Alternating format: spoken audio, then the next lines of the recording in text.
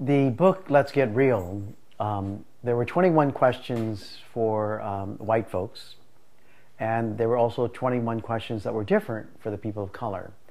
And a lot of these questions were made up from a box that I have called What Stands Between Us, and those are questions that whites are afraid to ask people of color, and people of color are afraid to ask whites.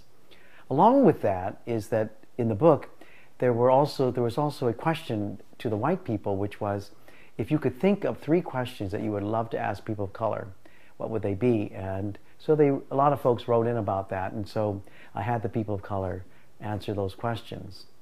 The book is divided in many parts: personal stories, questions about safety, what would it take to bring us together, the price that people pay for telling the truth.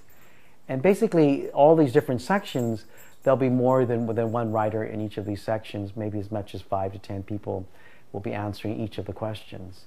The whole goal of the book, in dividing into these sections, is really, for it to be useful, is to look at sections or any questions that we thought, well, wow, I would really like to know what people of color or whites would answer this question. But along with that is to read all the different answers.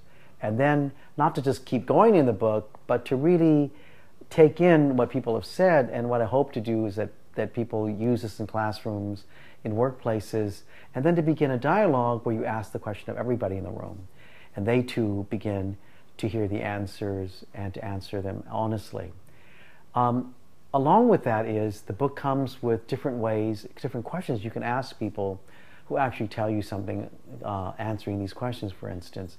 So they're really questions about curiosity.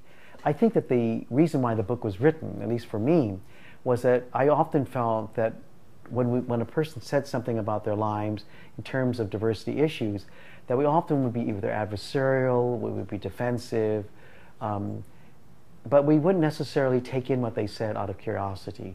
And so what the whole book is about is not necessarily that you rebut someone who gives an answer to these questions, but that you actually work towards having them tell you more. So you come from a place of curiosity. I think that somebody once said that curiosity is the gateway to empathy.